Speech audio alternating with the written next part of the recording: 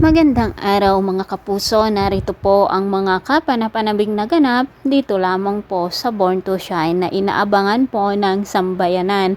Mga kapuso, ang episode na ito ay napakaganda talaga at nakakaiyak dahil nga po sa walang sawang pagtulong ni Vanna dito kay Jenny para sa ganon ay muling bumalik ang mga fans ni Jenny ay gagawin lahat ni Dara ang kanyang tulong para dito kay Jenny para tuluyang maabot ni Jenny ang naudlot niyang mga pangarap.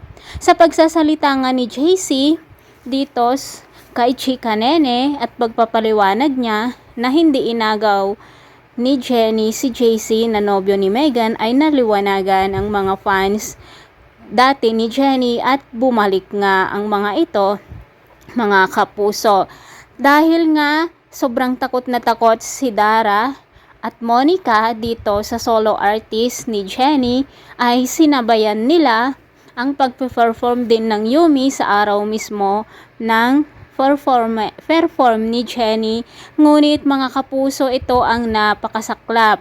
Habang nag-perform ang Yumi ay nag-back out ang kanilang mga fans, mga kapuso, at talaga namang ito ang napakasakit na pangyayari. At ito naman si Megan ay sinisipan niya ang kanyang mga kasamahan dito sa Yumi, at dahil nga sa pangyayaring ito ay hindi na napigilan ni Yuna at Nancy at talaga namang nag-away-away sila.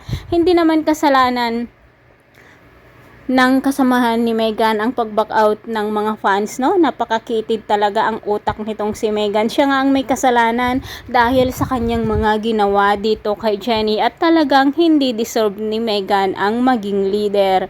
Samantala, mga kapuso, ang mga fans na nag-back out habang nag-perform dito sa Yumi ay pumunta lahat sila kay Jenny at ngayon nga mga kapuso ay bumalik na ang mga fans ni Jenny at talaga namang napakasarap sa pakiramdam, lalo pa nang umawit si Minchi dito sa entablado at nag-joet nga sila nitong si Jenny at first joet nilang mag-ina at talaga namang nagtilian at nagpalakpakan ang mga tao, mga kapuso. O diba? Karma is real. Ito na nga't nakarma na si Megan, mga kapuso. Ngayon, ano ka, Monica? O diba? Dahil nga sa parang itinapon mo lang na basura si Jenny, ngayon ay unti-unti na talagang babangon upang matupad ang kanyang naudlot na pangarap dahil dito kay Dara.